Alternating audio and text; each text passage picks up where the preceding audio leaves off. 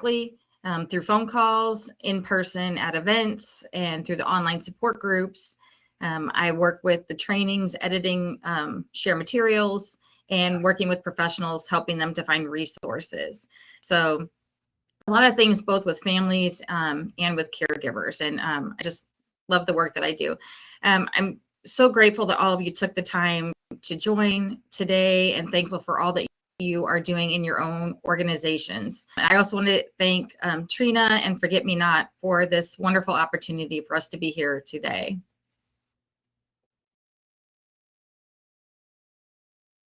I want to remind those of you that signed up for contact hours that you will need to be present and view the entire program today.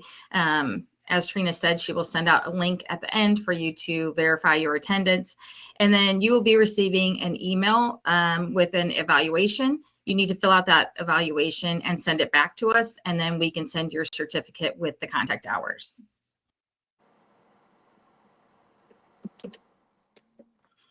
We are excited to have so many bereavement coordinators and caregivers on this call today.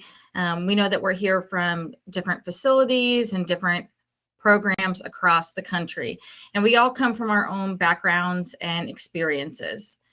We know that there are some of you who are wanting to begin a program in your facility, and some of you are looking for ways to enhance and strengthen your program that's already in place. We are going to cover a lot of material in this short time, but we hope to have something here for everyone. And we are really looking forward to the discussion, to learn together from each other and from what's working in our own bereavement programs. So today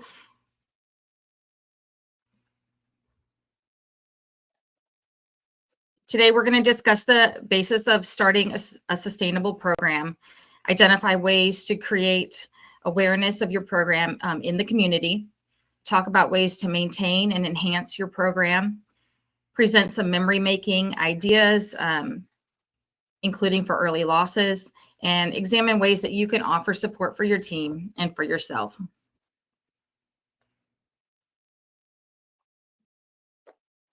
The goal of a bereavement program is for consistent excellence in compassionate care and support, regardless of the circumstances of the loss or through which department the patient is admitted.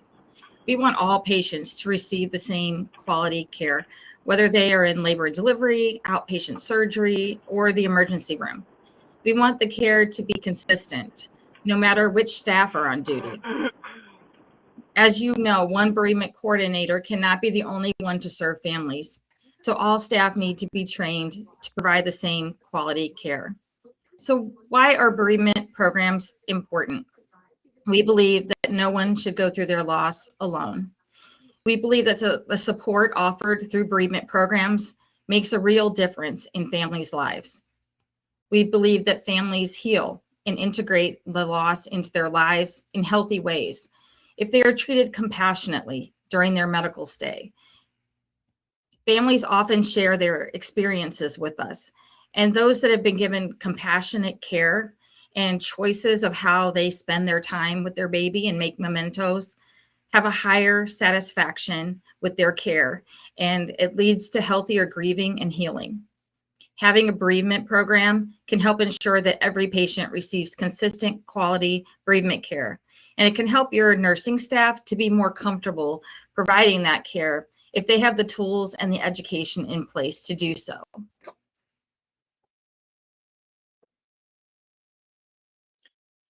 Planning your program with sustainability in mind is essential.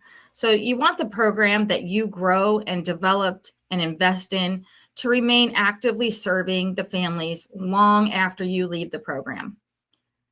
You want to start by putting a team together to create your program. No one can do this alone. And we're going to discuss the importance of having a team approach. Determine the mission of your program. So SHARE's mission is to serve those touched by the tragic death of a baby through early pregnancy loss, stillbirth, or loss during the first few months of life.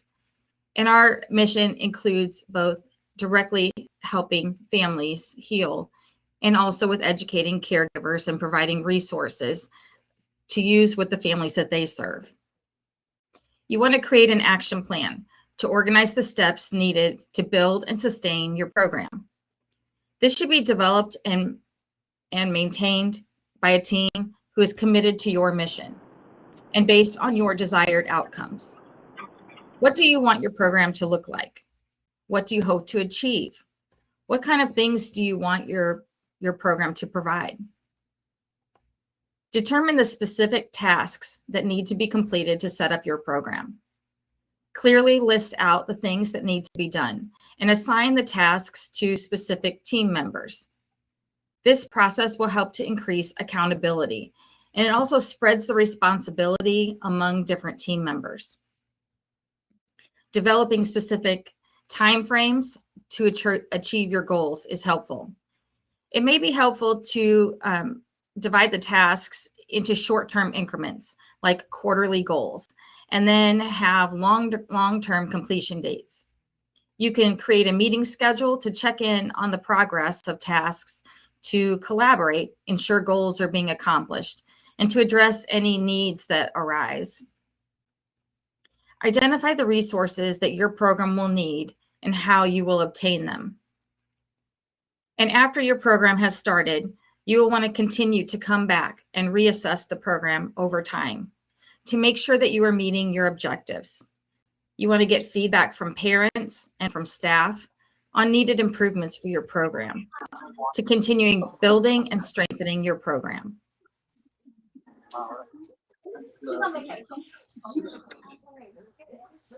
When establishing and evaluating your program, you will want to determine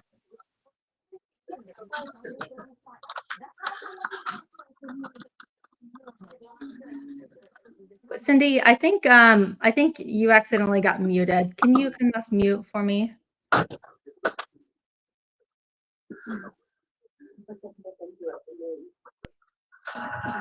Okay, is that better? Much better, thank you. Okay, sorry about that. When establishing and evaluating your program, you will want to determine what objectives you want to accomplish and check in on how well you're meeting those objectives. Some objectives of starting a program are to provide compassionate support to families experiencing the death of a baby at pregnancy, birth, or in the first few months of life. To care for the needs of the entire family as they navigate the loss of their baby. To provide information to families and the community that supports them on the grieving process and on the aftercare support resources that are available.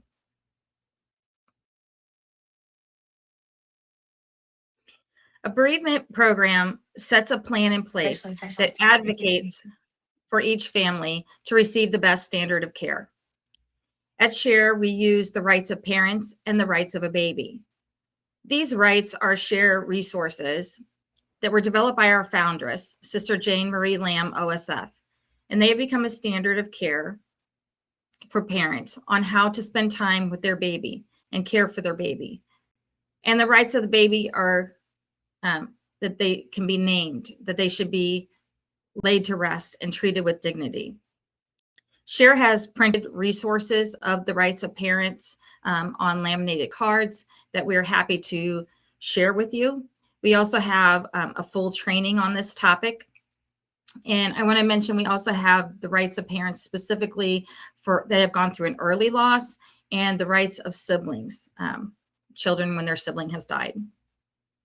So a bereavement program provides resources and education hospital-wide to promote consistent and comprehensive care.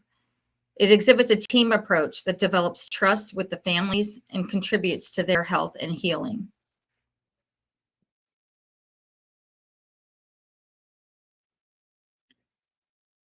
When you're creating a program, it is important to have administrative support.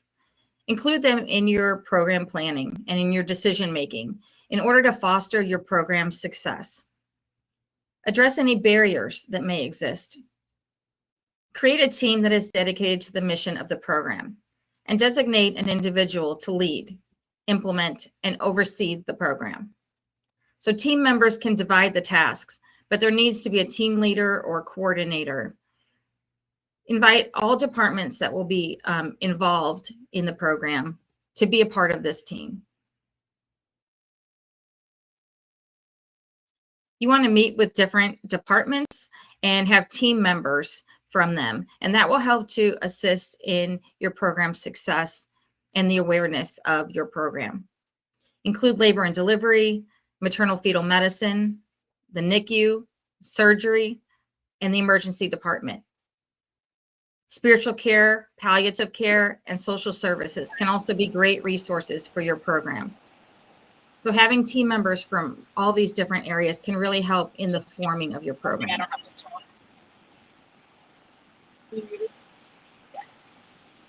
When you are developing a team to establish your program, you want to consider all the departments that provide care and those that can assist in your program. In addition to the OB staff, patients come in contact with multiple ancillary departments. For example, radiology, housekeeping, dietary, outpatient services, the lab, and the emergency department. Community awareness is made possible by your public relations department, so you will want to contact them. Auxiliary groups or hospital foundations can help with fundraising and covering your program costs, so they can be a great support to your program.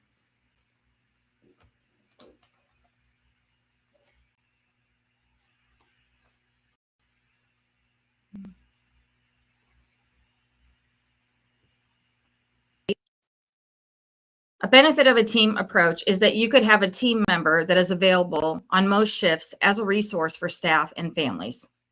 That doesn't mean that that person should care for every perinatal loss on the unit, but they are available as a resource.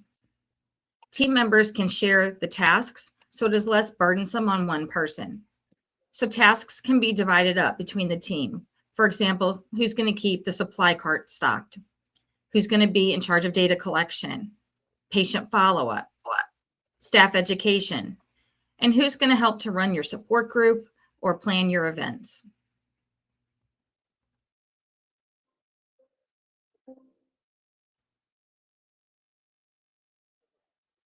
Having a team approach to developing and maintaining your bereavement program is essential. A team provides more ideas for the creation and the growth of the program. It gives you other active members who are familiar with the program who could step into the leader role when you leave. This is essential to sustainability of your program. A leader can mentor others who might take over the program in the future, and they can work together in the months preceding the change in order to facilitate a smooth transition. A team is also better able to share the responsibilities and be a strong support system for one another and for the entire OB staff. Teams that include members from different departments can ensure that each department where loss occurs has the education and resources readily available and stocked for families. Once you have your administrative approval and you're ready to begin your program, you want to choose a coordinator if you haven't already, and to detail their job description or responsibilities. Transition your planning team to a bereavement team and assign roles as needed. Plan a regular meeting schedule. Determine the needs for your program, any paperwork or forms that may be needed. We found that checklists for early and later losses can be very helpful to ensure that comprehensive care is given to each patient. What supplies are you going to need? How do you plan to obtain them? All of these things you can work together to organize. Education is, of course, the foundation for a team approach to perinatal care. So you want to provide training for your OB staff on perinatal bereavement, and then provide updates periodically. This should also be a part of new staff orientation. You can set up a mentor system where you can pair experienced nurses who are comfortable and provide quality care to team up with new staff nurses to help them gain experience and confidence caring for families experiencing loss. One idea we've seen is someone had a communication board in a staff area where staff would post questions for the bereavement team, and the bereavement team could leave answers on there, as well as relate new policies and resources for staff. This can be a great tool for communicating between the department and for continuing education for staff to help them feel most comfortable in providing updated quality care. Again, make sure all departments are educated on bereavement care to ensure families are receiving consistent, compassionate care with all staff members that they are encountering during their hospital stay. Plan how you will educate the other departments about providing bereavement care. You can use door cards or symbols on the door of a patient who has experienced a loss to notify all other caregivers before they enter the room. This could let them know, including housekeeping and dietary, that to provide sensitive care. So they don't walk into the room saying, "Oh, how's the new baby?" But they're already aware of the situation and know to approach sensitively. You want to make sure that your discharge instructions from all departments include resources for aftercare support. What support groups are available in your area? This is especially important for early losses that are treated in departments outside of labor and delivery. Having a bereavement care checklist for care from initial assessment through discharge can help to make sure that comprehensive care is provided. So checklists can refresh the nurse's memory and promote caregiving action to make sure that all the different choices and options are being given to families. You can develop specific checklists that are for early losses before 20 weeks, a separate one for later losses greater than 20 weeks gestation, and even checklists for outpatient surgery or emergency department care. For the community, you want to provide resources and information to your local physician offices, clinics, funeral homes, and therapists, both with suggestions on ways that they can talk to and care for patients, and letting them know that your support group exists.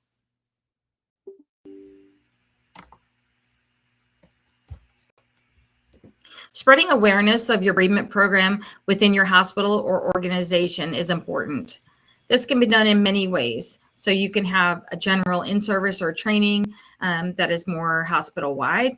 You could have a table with resources like in a public area like the cafeteria or in the lobby to get the word out about your program, distribute resources and flyers to the different departments, or even send a team member to different department-specific meetings, staff meetings, to give information about your program.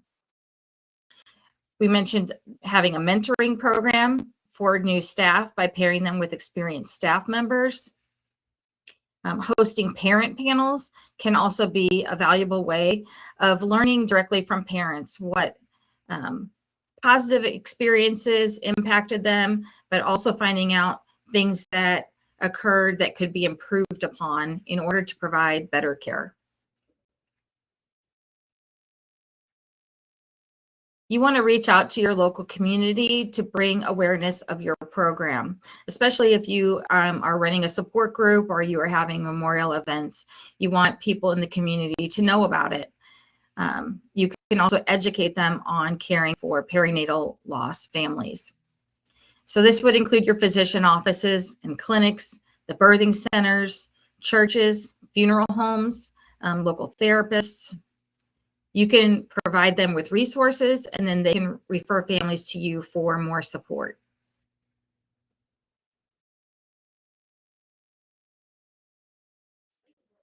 So then you'll want to be thinking of ways that you can maintain and grow your program. You will need funding in order for your program to exist or grow. Funding to pay for your supplies or to be able to host events for your families. You can hold fundraisers like trivia nights or 5Ks, bingos, 50-50 raffles. Some groups do like bake sales in their hospital cafeterias to raise money. You can reach out to private donors. your funds may have to go through like your hospital foundation if you are not a 501c3. You can send surveys to parents or have parent panels to evaluate how is your program meeting the family's needs and to get ideas for future programs. Also, you can see if any parents are interested in volunteering as they begin to heal and integrate their loss. They may want to help with your program. Having quarterly team meetings for planning and evaluation of your program is important. And having a succession plan for who can take over when you leave is essential to maintaining your program. So I have talked a lot about important considerations when you are starting a bereavement program. And I'm going to now pass it to Rose, who's going to give you some ways to enhance and grow the program that you already have established. So I am Rose Carlson. It's 2002 in various capacities. I started as a volunteer, and then about a year and a half later, I became an employee. And kind of like all of us at Share, we're a very small staff. I wear many hats. One of my roles is education. Before the pandemic, we didn't really do educations like this. We would travel to different places, or we would hold trainings here a couple of times a year. And so this has been kind of a nice way for us to get more trainings out there, which I enjoy. Some of our trainings are actually recorded online, so you can kind of go watch them whenever you want. I also do a lot of writing for Share as far as our brochures and booklets. I've written several of those. I do some of our social media. I facilitate several of our virtual support groups. And over the years, I have also facilitated some in-person support groups. Like Cindy, I'm one of the people who, if a bereaved parent calls and needs support, I will talk to them on the phone. One of my favorite things that I do here is what I'm going to start talking to you about now is I plan a lot of the memorial events that we do here for our families. And so we get into some ways that you can enhance your bereavement program. I'm going to talk to you about things that you can do for your families that will add topics. So you're just going to get a brief but intense overview of a lot of different things. So one of our beliefs here at Share is that we believe that every baby deserves to be respectfully cared for and honored, no matter how early in the pregnancy their loss occurred. Since 2008, Share has worked with a local funeral home to provide a burial service for miscarried babies from 4 of our local hospitals. And the funeral home does this free of charge. And we invite the families. We do it quarterly, and we invite the families to come. They can bring whoever they would like to have with them for support. We read a couple of poems. Cindy sings a couple of songs. We have several chaplains from some of our local hospitals who kind of take turns coming, and they will speak some comforting words to the families, and then they bless the gravesite. And we have found this really provides a lot of much needed support and closure to families who often receive very little after an early pregnancy loss. And large ones where we had 75 people at them, they bring the baby's grandparents, their aunts and uncles, they bring their siblings. And it just is a really meaningful way to show these families that have miscarried babies that we will always remember and honor their baby. So the photo on the left is the area where the babies are cemetery. That's kind of different about it is they're a group burial. So the families see the area where their baby is buried, but they're not buried in individual graves. So interested in starting a program like this at their facility. One of the funeral directors from the funeral home that we work with in our community, she goes a few days before the burial, she goes to each hospital and picks up the remains of the babies that were maybe lost in the ER or had a DNC or something where they're kept in pathology until she gets there to pick them up. Each little baby is in its own container, and each has its own casket that those babies are placed in. So we usually have 4 caskets servant. The families don't know which casket their baby is in, and they just know the area where the baby. is buried. So they can go there whenever they like. They just don't have an actual individual grave. All right, is a picture of give out to our moms who come to that burial service.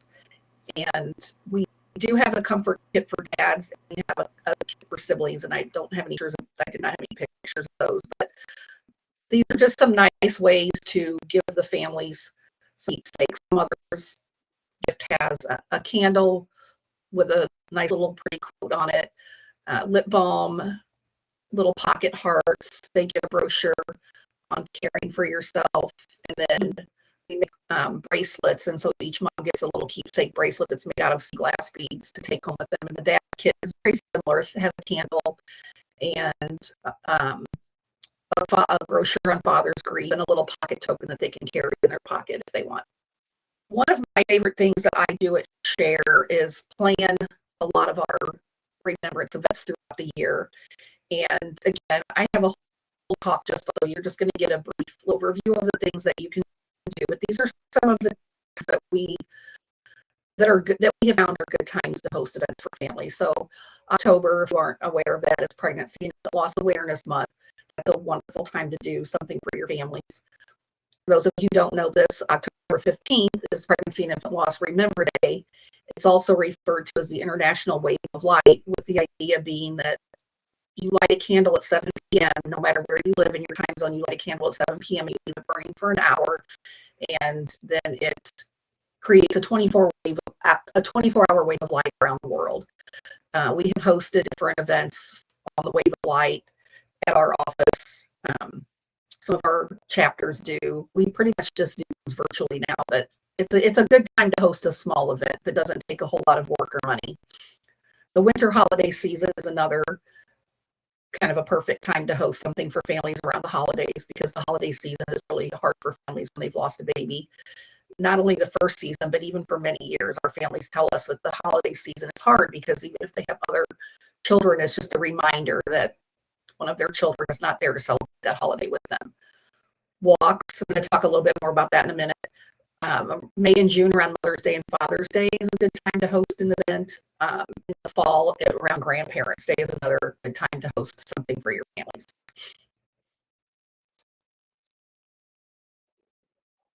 So these are the next few slides are just some photos of some different events. I have a friend who is a bereavement coordinator at a hospital in DC, and these are pictures from one of her events that she does every October.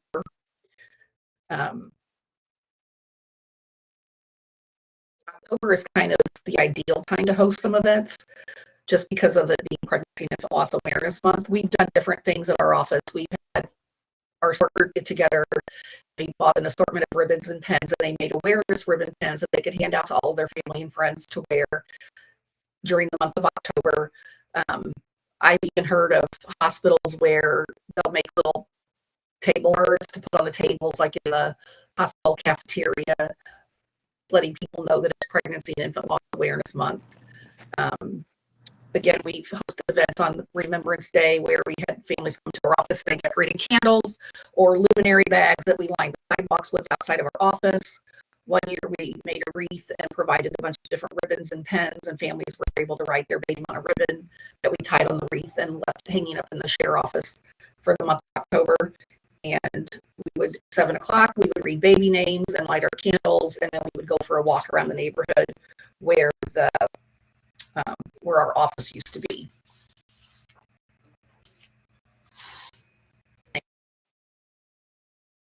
So again, this is something that I could go on and on about and have 15 slides, just the photos from our holiday programs. But this is one of my favorite things here. Like I said, families who have lost a baby, the holidays are really hard for them. And so we provide an event called the Light of Hope. It's in early December. We do it every year on the second Thursday of December. So it's far enough out from the holidays that they haven't gotten crazy with, family gatherings and school programs and things like that. And we keep the program pretty simple. We usually have a guest speaker who during the holidays and kind of gives parents suggestions on ways that they can include their baby in their holidays in hopeful ways. We have a singer, we read a poem, we read baby names, And the coolest thing, everybody is given an ornament to take home. So we kind of have a theme every year, and we have an ornament that's kind of based on that theme. And again, this is something that the families tell us that they just love, that they keep all of their share ornaments, and they love getting them out every year and hanging them on their tree. And we often have families tell us how important this event is to, because it gives them an opportunity in a busy season to slow down for a few hours and honor their baby. And attendance at this event is always kind of a mixture of families who, we have families whose loss might have been within the previous year, but we also have families whose loss was many years. I remember one time a person proudly told me, I have been coming to this event for 24 years. So this just shows you how much being given the opportunity to honor their babies. They sometimes will bring the baby's grandparents or their friends, and it's a nice way for their family to continue to show love and honor to their baby.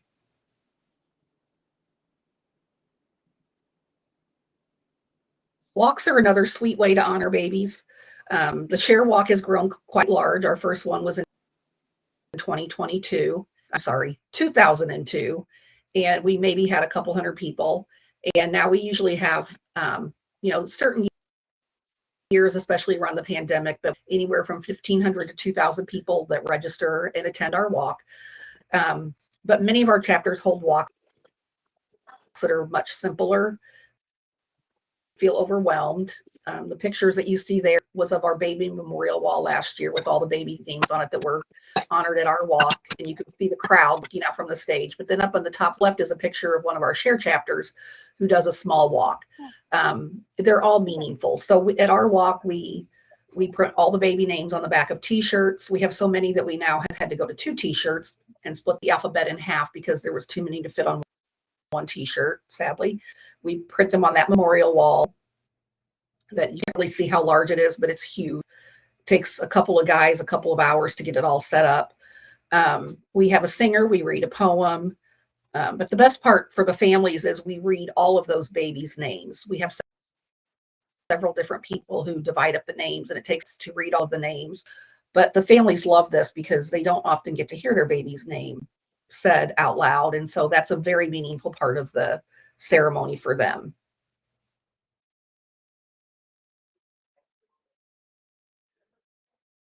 So I'm going to spend a little bit of time talking things that you can do to make whatever kind of event you hold even more meaningful for parents. And kind of for me, this is the fun part. This is the part where you can kind of get creative with your themes, the things that you offer, the keepsakes, and all of the things that you offer to parents. But one of the most important things that we always do at our events is we provide something for baby names to be written on.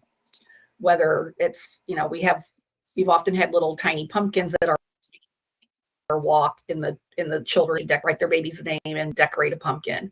I told you a little bit ago about the time that we had the ribbons on the wreath, and so the families were able to write their baby's name on a ribbon and tie it onto the wreath.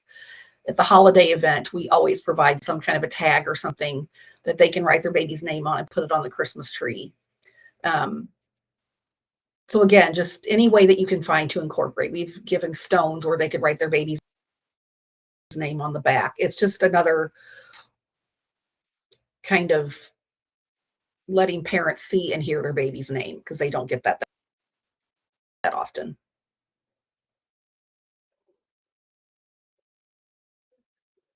So another nice thing to do when you have any kind of event is to provide some kind of a small take home.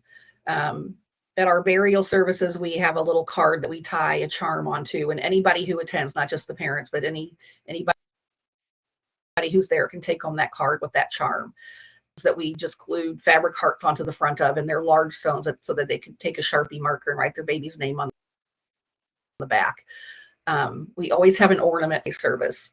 Again, the bracelets and the comfort kit for moms. So it doesn't have to be anything expensive or grandiose to be a treasure for the parents. My coworkers can tell you that I consider myself to be the queen of doing things on a small budget. So if you check sales at, whatever craft store you have around, Hobby Lobby, there's so many out there. I always watch for sales when I'm planning an event and I need something, and I only buy things when they're like 40% off. So again, it's just a fun way to use some creativity. And a lot of times people say, well, I'm not creative, I can't do all that. But going back to Cindy's part of having a team, even if you don't feel like you're creative, maybe somebody else on your team can help you come up with some fun ideas to do at your events for families.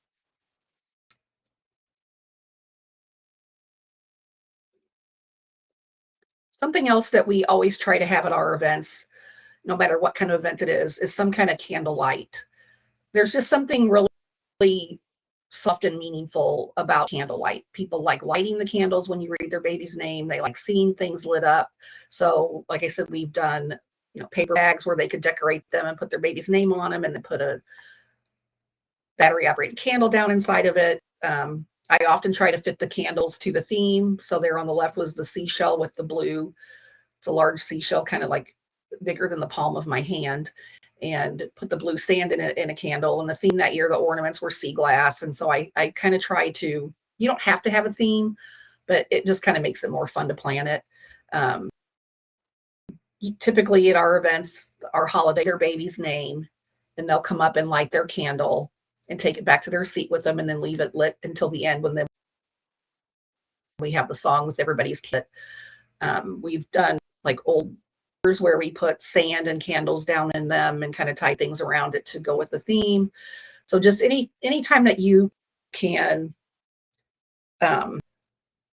incorporate candlelight into your, very nice. You can, when you're doing memory making with families, you can keep pretty candles on hand that are battery operated candles that you can, dim the lights in the room and light the candles so that they have a softer atmosphere to associate with memory making with their child. And there's just so many things that you can do. We have connected several years ago, I think in 2019, with a local organization that has golden retriever comfort dogs. And it's kind of a southern Missouri, northern Arkansas. I think they might even go into Kentucky and Illinois. And so we just let them know the date of our walk, and they put out a message to the whole group. They show anywhere, but we've had anywhere from 3 to 7 comfort dogs that come to our walk, and they've got their little vest, and they all have they have business cards with their names on them, and they all have their own Instagram page, and they come with their handlers, and it's become one of the most popular things about our walk. Like, people flock, they come before registration starts, so they're all set up and ready to go when people arrive. And it's become very popular, not only with kids. At first we thought, oh, this would be a really great thing for kids, but the adults enjoy it just as much. And the dogs just lay there on the ground, and the kids lay down on them and pet them. And I admit that's one of the first things I do when they get there is I run over and start petting all the dogs. And so again, it doesn't cost us anything. It's just kind of a nice little added touch. We do at the end of our walk a dove release. We used to release balloons, but that's, that's very much frowned upon now. So we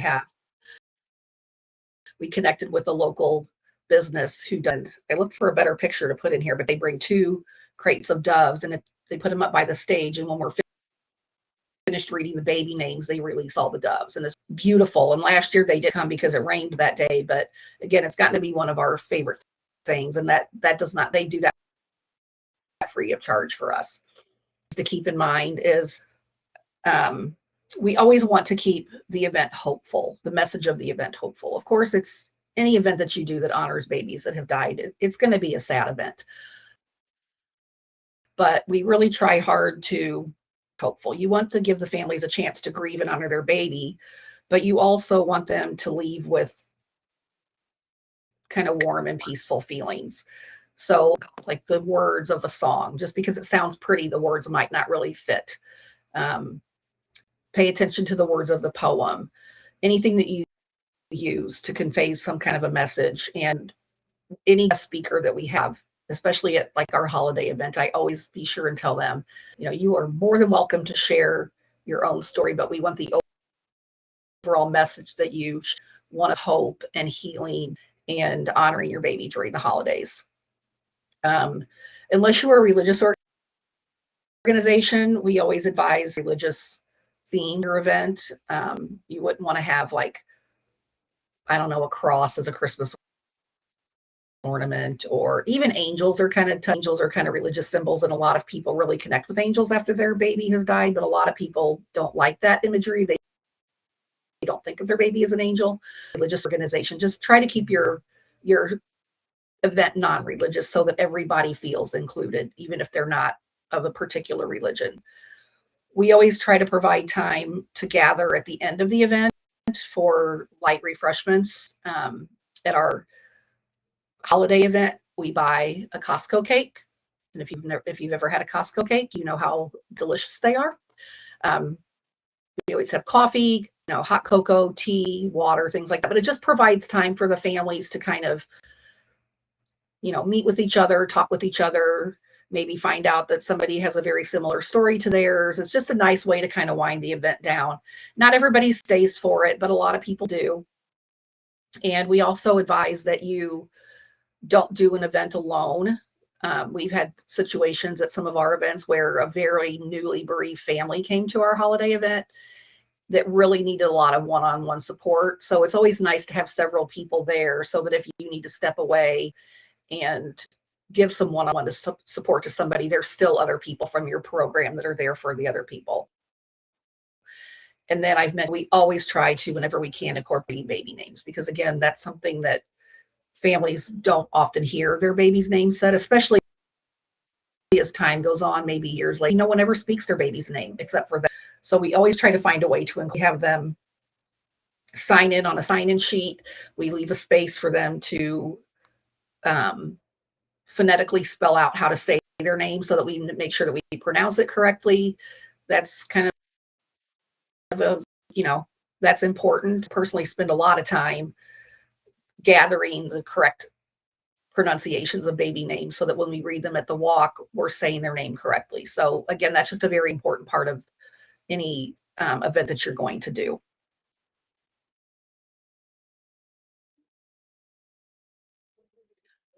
So again, things that you try not to be overwhelmed. I know I'm giving you lots of ideas. You can't do everything. But I always like to give ideas because, what just one thing might not work for you, something else might. So bereavement rooms are becoming pretty popular right now. I don't know if any of you have those other facilities, but there's even an organization called Jane's Room that provides bereavement rooms. And what those are just nice, quiet rooms where families can gather. Maybe their baby's been taken off of life support in the NICU, and they usually have comfortable furniture, couches, recliners. They usually have games and art things for kids to do while they're in there. They're usually decorated really pretty, where the family can just kind of go over and say goodbye to the baby, or spend time with the baby after the baby has already died. I went to a hospital and did some training several years ago. They had their bereavement room. It was more of a waiting room. So it was in the area where the waiting room is in labor and delivery, but it was a special room for family to wait while a baby was being delivered that was going to be born still, so that those families don't have to sit out in the waiting room with all the other happy grandparents and everything. So just, again, a nice, quiet, softly decorated space. Miscarriage kits, we're seeing a lot of hospitals and doctors' offices usually using those now, as it seems like a lot of moms are often being sent home to miscarry. I'll show you a picture here in a minute. We've done family picnics where we would just provide, fried chicken or something, and reserve a space at a local park with a playground, and the families would come and bring food to share. And again, this was not something that cost us a lot of money. It was always kind of fun over the years to see the families that, had been coming to your group for a while, and, they bring their new children, and it was just always kind of a fun day. We've planned get-togethers for dads. Dads like it when it's more of a couples thing. They're not necessarily always as comfortable going to an event with just a bunch of dads that they don't know. Events different times over the years where we, again, kind of provide a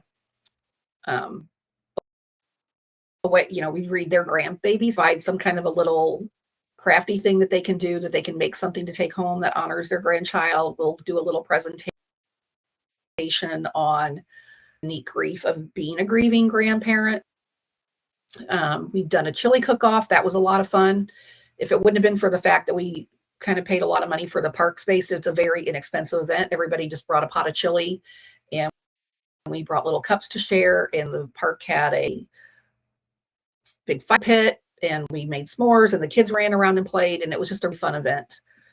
Every year we host a bracelet night, Mother's Day for we invite all of our moms and grandmothers, and I make jewelry as a hobby, and so I usually come up with a design for a bracelet and then purchase beads, and I try to bring a variety so they can kind of personalize their bracelet, but everybody pretty much works with the same thing. And so they make their bracelet, and then I help them finish off their bracelet. So it's kind of fun because, you know, some moms come to that year after year, and they'll come with bracelets all up their arms for all the bracelets they've had it all.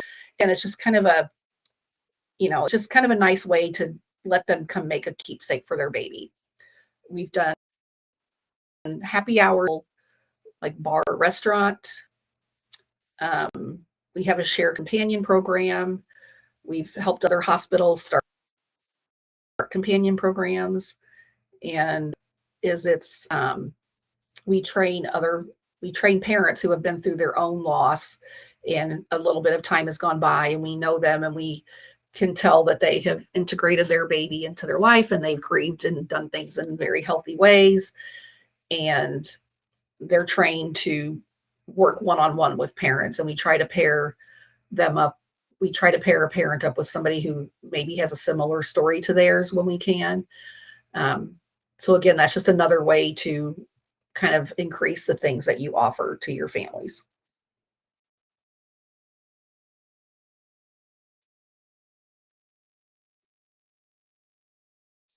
So that's a picture of a miscarriage kit that one of our local hospitals uses.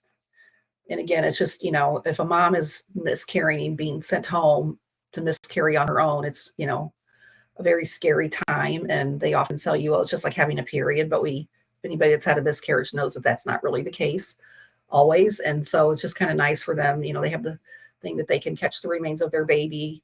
They want to take it in for burial. So again, these are things that you can purchase already made up, or you can create them yourself. They're nice to have in emergency rooms, doctor's offices, things like that.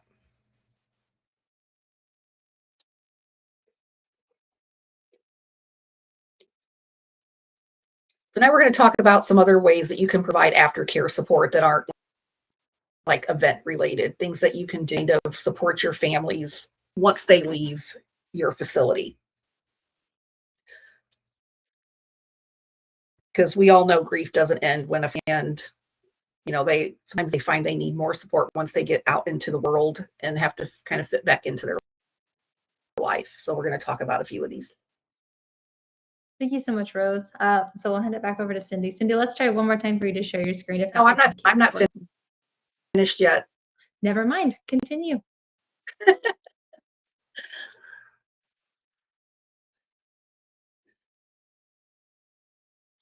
So I know this is an old study. I think it's very timely, and we still hear things like this from our parents. And research has shown that typically need more support than their family members and friends are or able to give them, but also that friends and family members often expect parents to grieve only for a short time. Normal. Unfortunately, this expected period of time is usually far less than what the family actually needs.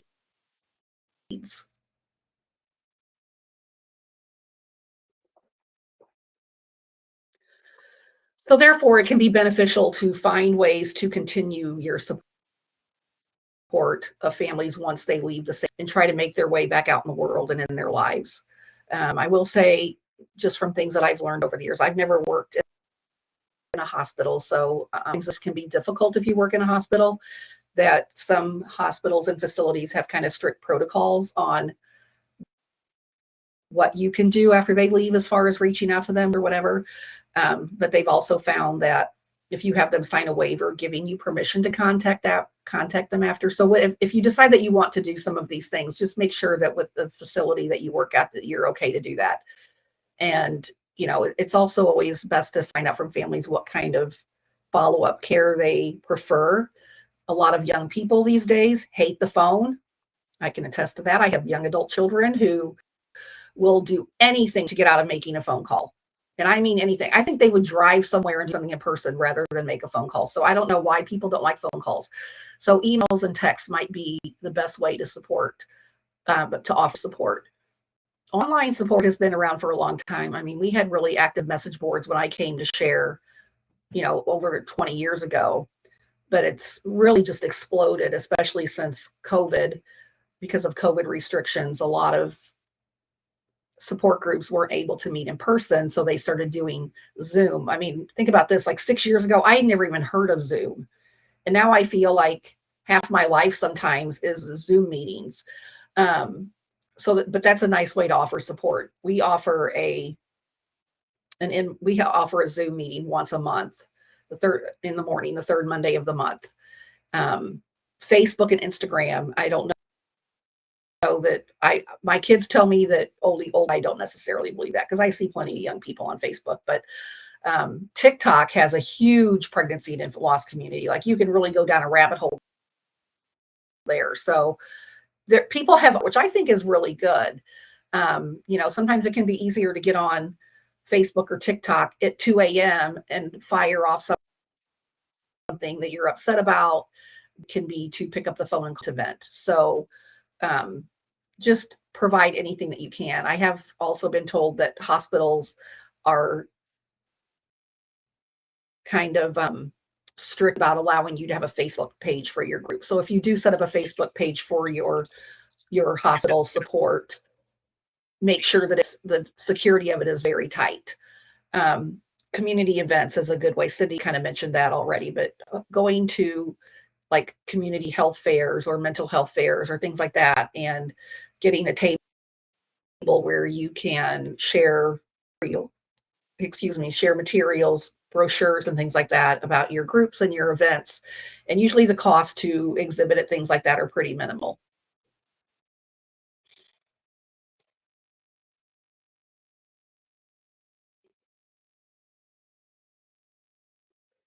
Some do is start, since people, like I said earlier, often require way more support than those in their family and their loved ones are willing to give them. Support group can be very beneficial to bereaved families because they often feel very alone. They may not know anybody else that has ever had a stillbirth or a miscarriage or a newborn baby that died, and they feel like they're the only person in the world. And going to something like a support group where they're meeting other families who might have had very similar situations can be very healing. It encourages them to kind of be active participants in their own healing.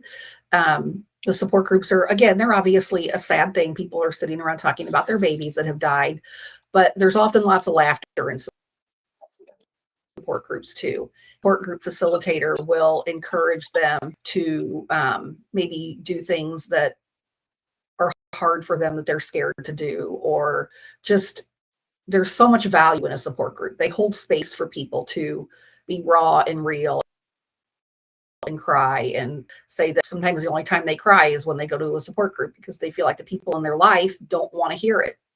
It's been a year. You need to get over this. Like, why are you still crying about your baby? They don't stay in a support group. It can be a relaxed and calming present. A good facilitator is somebody that will make them feel calm and hopeful. It's so hopeful to someone who's new, who maybe their loss was just a month or two ago. There's a mom there and, maybe a very similar thing happened to her, but she's sitting there with makeup on and she can give them that might be them one day, that they're not going to be in this pit of despair forever. And a lot of times people will say, well, or if they're even a bereaved parent, but I think a lot of us can attest to people that we have known over the years. I can come up with so many people who are not a bereaved parent, but have been wonderful, compassionate caregivers for bereaved families, whether it's a nurse at the hospital helping them or whether it's a support group facilitator. So you don't need to be a therapist. In fact, we advocate for peer support groups. I mean, there is a place for support groups who are led by professional counselors, but we are always an advocate for peer support. So, basically your peers, people who have been through it or people who haven't but can be compassionate to you.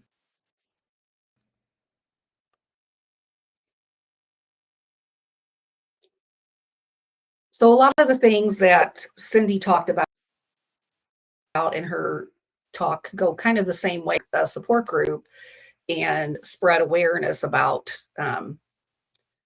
your group. And you don't have to have a support group. Even when people start share chapters, they always say, do I have to have a support group? Not every program needs a support group. Not every program's parents want to have a support group.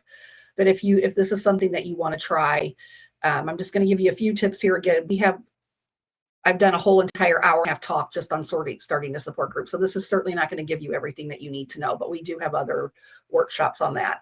So again, approaching people with connection to your mission, go to doctor's offices, hospitals, the chaplain and the social work department at your hospital. Funeral homes are a great resource. Our local funeral homes keep our brochures out in their funeral home for families that need that. And again, look for opportunities to exhibit at community events. Create a little video or a PowerPoint that kind of goes through a pride. Reach out to be a guest speaker at a community event. Lots of organizations around here. We have parents as teachers, and we've gone and spoken to those groups. There's often women's groups. We've spoken at things like Stephen Ministry. I know that's a national organization that helps people in any kind of crisis, but several times over my years at Share, I've gone and spoken to Stephen's Ministry, even hospital auxiliary groups. Like look around in your community for groups that might want to have a guest speaker at them. Even if they're not affiliated with any kind of loss or a funeral home or anything, because chances are everybody knows somebody that's had a loss or is going to encounter somebody that's had a perinatal loss. So just kind of be creative when you're trying to put yourself out there. Maybe you know somebody that works for a local newspaper or a local radio station or does podcasts. Share has been featured on several different podcasts. So there's so much out there now in the world to get word out about what you're doing. So you just kind of have to be creative and find that. Social media we sometimes pay to boost posts, but pretty much setting up a Facebook account or an Instagram account or a TikTok account is free. Get your message out there. You can put out a newsletter. Even a quarterly newsletter is nice, or even once a year, let people in the community know what you're doing. And it looks like I have community organizations on there twice, so we've already talked about that enough.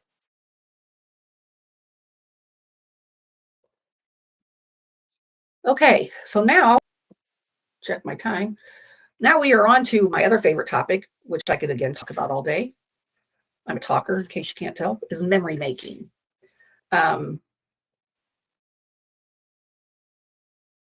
Yeah, I'm just going to go through a lot of things real briefly. So I think some of this is probably kind of a given. Making are important, but participating in memory making tasks and being given mementos is so crucially important to families. For one thing, it gives them a sense of control in a situation that is completely out of their control. They have no control over going to the doctor for a ultrasound that's going to tell them whether they're having a boy or a girl, and their baby has no heartbeat. They have very little control over what's happening. So giving them the opportunity to participate in caring for their baby after the baby is born gives them a sense of control. It promotes healthy grieving, and it gives meaning and honor and concrete memories to the baby's life. That we're not going to ever forget certain things, but memories do fade over time. So having these mementos kind of gives them concrete memories of. It provides them the opportunity to bond with their baby and for other family members to bond with their baby, for the grandparents to bond with the baby, for the siblings to bond with the baby a little bit later. And I can really attest that this bottom statement is true, that not being given the opportunity to perform, being given keepsakes can have a detrimental effect on grieving and healing. And I have met so many parents over the years who weren't given these opportunities and maybe have very few toes, and they are often devastated, especially now in the online world, when they get online and find out that somebody else that had a 20-week stillbirth got photos and got all of these things that they did not have. They can get stuck in resentment about that for years when they realize what they could have had that was not done for them.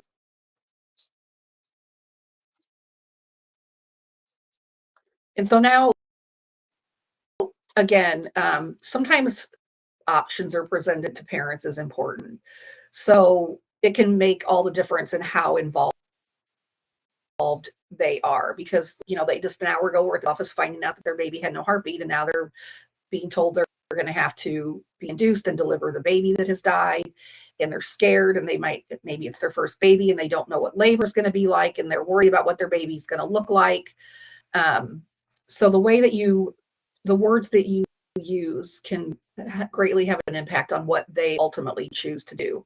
So always be sensitive to their concerns and explain things in gentle ways using gentle words.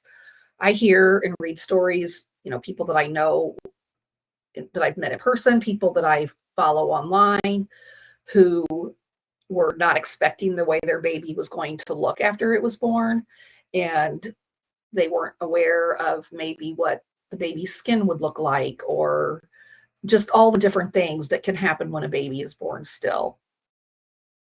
And they all say that it would have been so nice before the baby was born, what they could expect, that they might not have been so afraid to touch their baby and hold their baby if it didn't come as such a shock to them, if somebody had kind of explained to them what their baby might look like. Always offer their choices without pushing what you think they should do, or your thoughts or ideas. Don't tell parents that they will regret not doing certain things. Because again, you can present their choices to them more than once and kind of say, a little while ago, you told me that you don't want to see the baby right away after he's born, and change their mind. We always say the word some is powerful. Some parents want to see and hold their baby right away. How does that feel to you? Or some parents want to give their baby a bath. What are your thoughts on that? Or some parents want to have a chaplain come and baptize their baby. Does that sound like something that you might want to explore? So again, saying some makes them not feel bad if they don't want to do something. Where if you say most parents want to do this or most parents want to do that, and they don't want to do that, then they can feel guilty, like, what's wrong with me? Why don't I want to bathe my baby? So using the word some just kind of softens it for them and makes them know that those kind of statements just empower them to make choices that they feel is best for them and their baby and the rest of their family.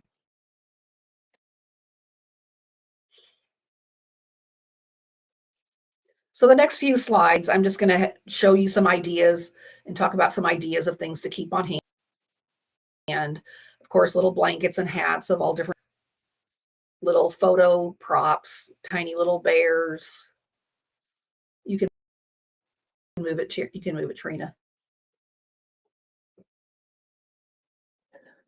Find a cart to keep it in. Some hospitals actually have an actual hospital cart that they keep. But you could even things like again, at the craft and hobby stores, there's little metal rolling carts that have different levels on them that you can store your things in, or plastic carts with drawers. These are just some, a few supplies that are kind of basics. Some hospitals do have a digital camera, and then they will give the card to the families to take and have the pictures printed if they want. But phone cameras are so good these days that a lot of people don't really use cameras anymore. But again, just small little photo props, and I'll talk about those again on the next slide. Clothing, lots of gowns and wraps and tiny blankets and tiny hats. And if you need to know where to get things in a minute, but you can also get, like, ladies from the hospital auxiliary, a lot of them knit and crochet or sew. So again, just reach out to your community if you don't feel like you have a supply of clothing. There's organizations out there that will send you things. I don't know if you've heard of Holy Sews. They are a fantastic organization, and they will send assortment of things free of charge, and they're beautiful. They come with crocheted blankets, little keepsakes, teeny tiny, I mean, I'm talking like teeny tiny teddy bears and little hats and wraps, and they're in just very soft baby colors, and they come all packaged together, and they come in all different. You contact them and they will send you things for free.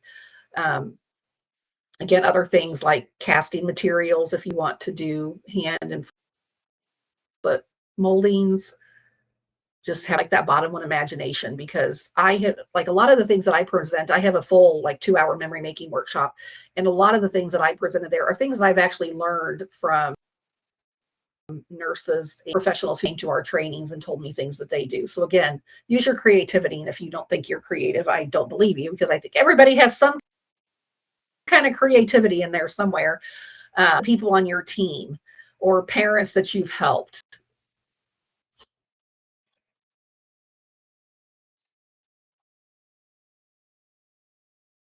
So the supplies that you can keep on hand really are just endless. I mean, there's so many different things, but these are just some basic little elastic baby girl.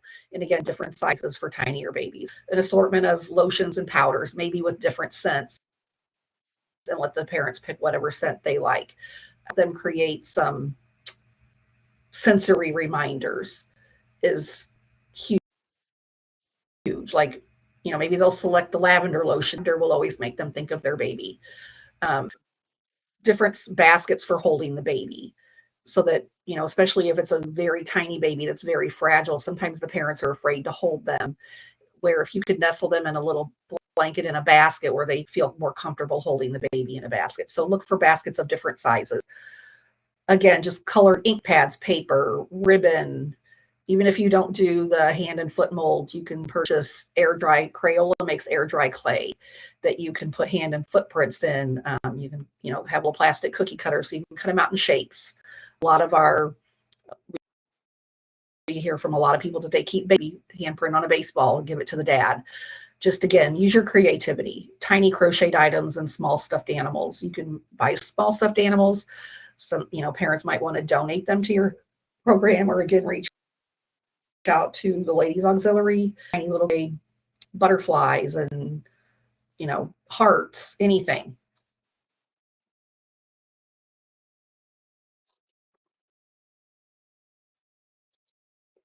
These are just some examples of some of the castings of hand. The little foot is a mom who comes to our support halter, and that's her foot mold of him. And she's also got on the right, his foot was pressed into air dry clay. Just a tactile thing that they can hold onto that and feel the wrinkles in the baby's skin and things like that. And again, some of these things are kind of harder to do with tiny little ones. But there might be a way to make something work.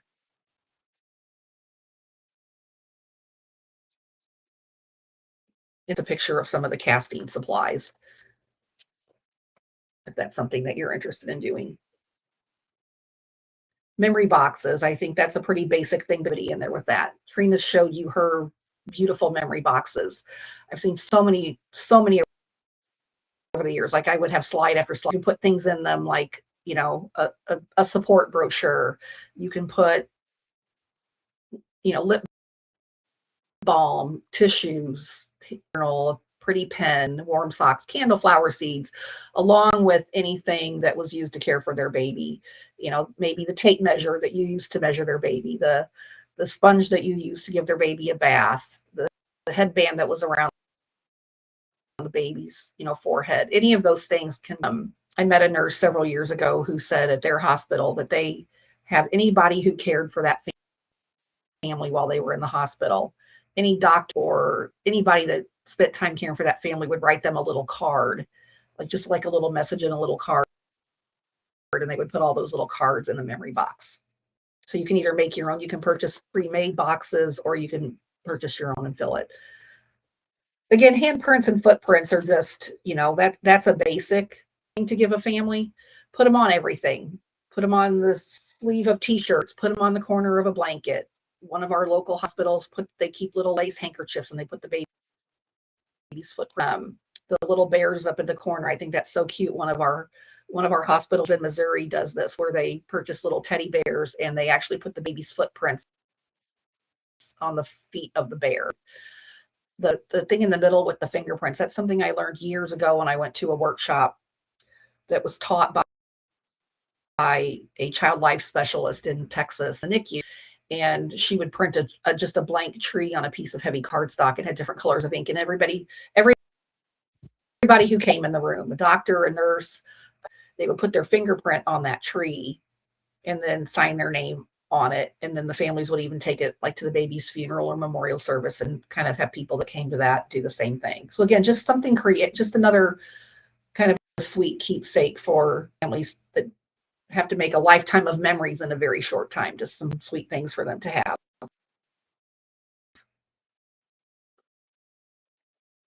So while I'm always very passionate about helping families come up with things to do to honor their baby, it's especially close to my heart, loss.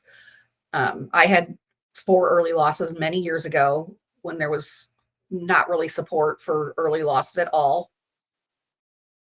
People thought I was crazy that I was even like, who cares, you know?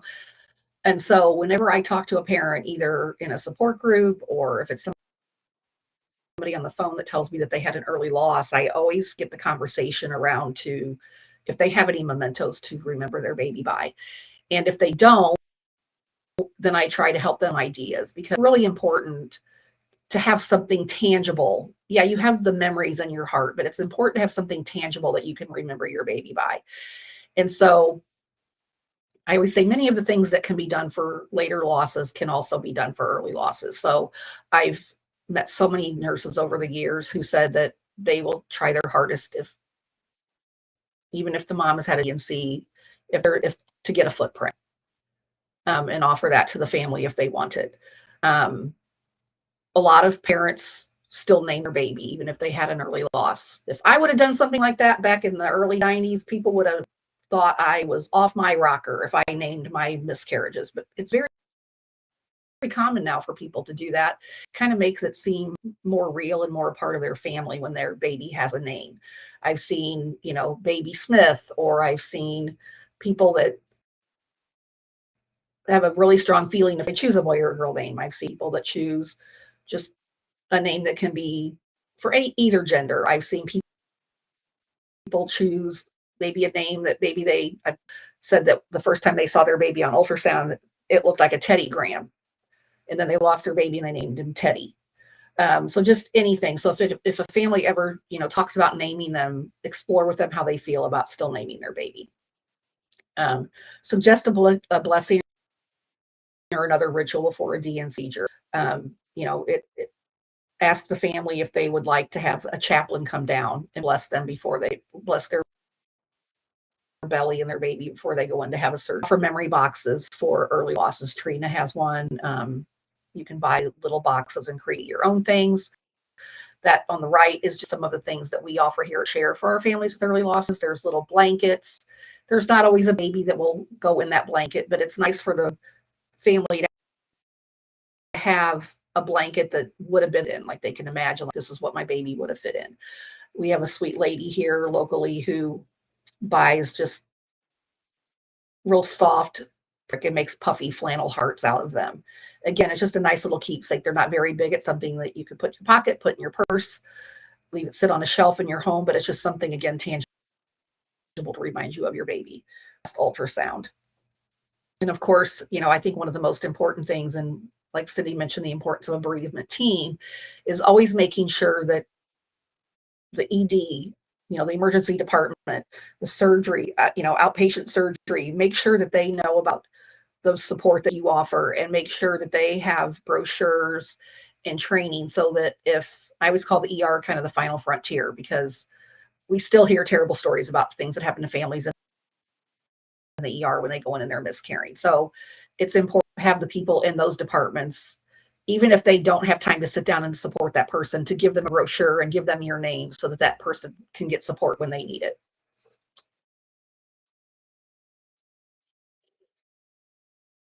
And these are just some other ideas for keepsakes for early losses.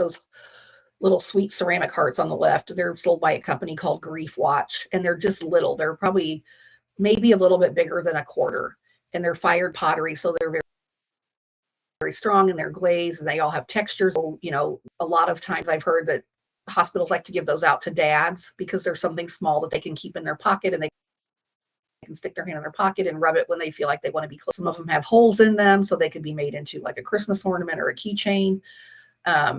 If it is a baby that's tiny that they take pictures of, they're small enough that they could put that in the baby's hand for the photograph and then give that to the family. So then again, that's something that they have that their baby touched. I always like to talk about Bridget's Cradles. I don't know if any of you have not heard of Bridget's Cradles. I would definitely advise you to get in touch with them. Again, everything they provide is free. They're crocheted little cradles. That's what's down in that bottom right photo. And they provide them all the way from, I think, like a late first trimester loss all the way up to maybe a late second trimester loss. So they're all different sizes. This little sweet crocheted crate, blankets that match inside. They do tie a religious charm on them, but they're easily snipped off if the family doesn't want a religious symbol. But they're just a way to put a baby that's sweet and that's easy to hold, and it just again gives them some positive memories. And I will attest to they're very picky. I used to volunteer for them years ago, and they literally give you a list of the brands of yarn, and you cannot use anything but that. So that everything you get is going to be sweet and pretty. And I think anybody that has taken donations and realizes that sometimes kind of like looks like somebody pulled out their leftover yarn from 1980 and made baby blankets out of it. Well, it's nice that they do that, but it's oftentimes things that you really don't want to use with a tiny little baby. So you could be assured that what you're getting is beautiful. And all you have to do is contact them and tell them what you want, and they will send you a box of whatever you want for free.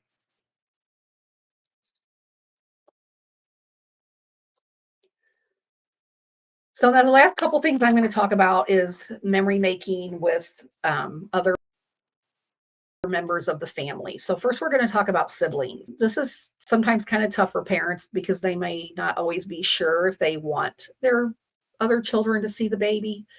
Maybe they think it'll be too traumatizing for their children. But I'm going to give you some ideas. And of course, you always want to go with whatever, you want to give them the options and tell them things that they can do. And of course, honor whatever they choose if they just decide they don't want to have their other children see the baby.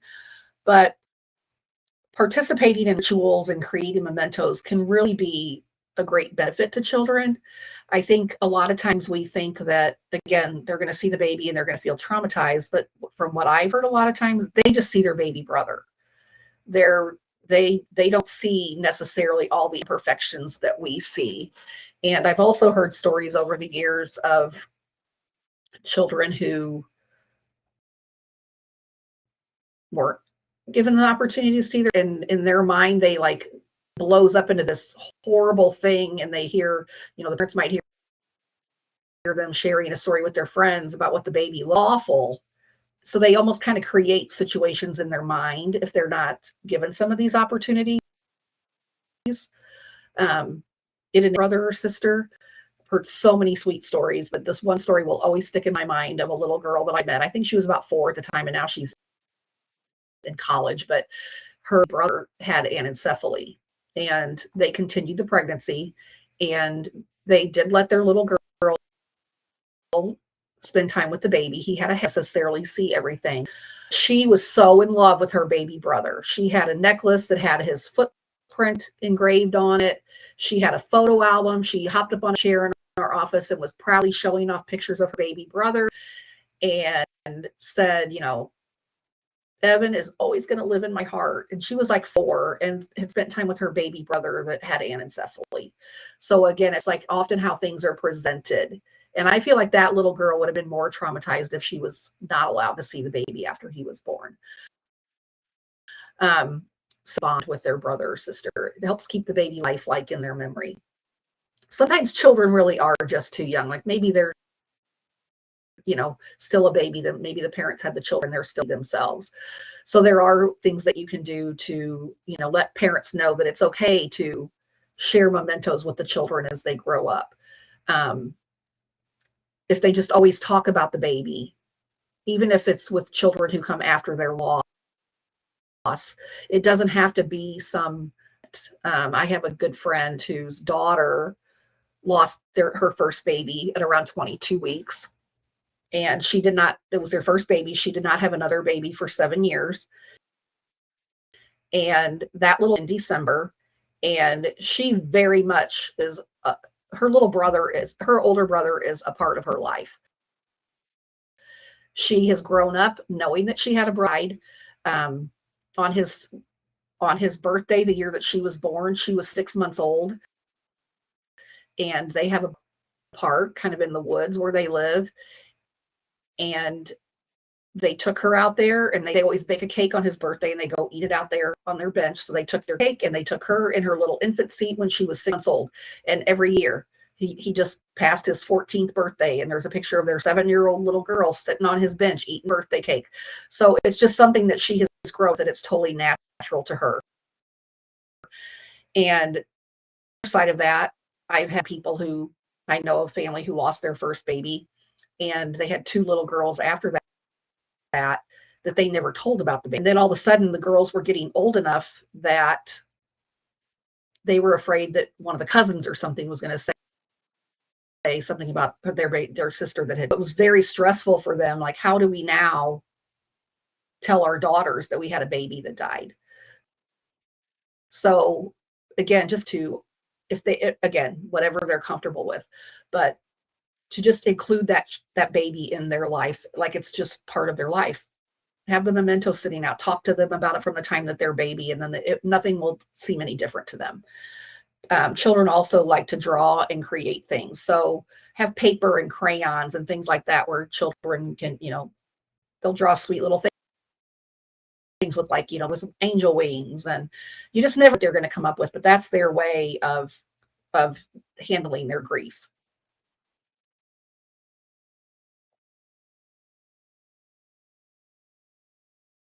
And again, if the parents approve, consider photographing all the children together. I've seen photos where the parents really did a photo of them with their children, but they didn't want the child to see the baby. So, they can hold the baby in a way that, his face, maybe with a blanket or something, because that's something that they might later wish that they had a picture of their family with everybody together. I've seen photos where they took a picture of like the baby's hand with the child's hand. So it was kind of like a blanket, and you could only see the hands. So that again, if the family doesn't want their child to see the baby, that's something else that they can do. Encourage parents to find ways for their children to participate in ongoing memory making. I just shared that story about my friend who every year on their son's birthday, they go out to the bench and they celebrate his birthday with cake. We had a family years ago that used to come to our group, and when their baby was stillborn at full term, they had like a 3-year-old little boy, and then they had 2 more children after that. And for years, whenever they would go on a family vacation, kind of their tradition was each of their children would pick something to take home that reminded them of Samuel. It might be like a shell they found on the beach, or a silly little trinket they found in a gift shop that they thought it might be something that Samuel would like. And she said it was so fun to see their reasoning sometimes behind what they chose. And then they had a little shelf at home where they just kept all those mementos over the years.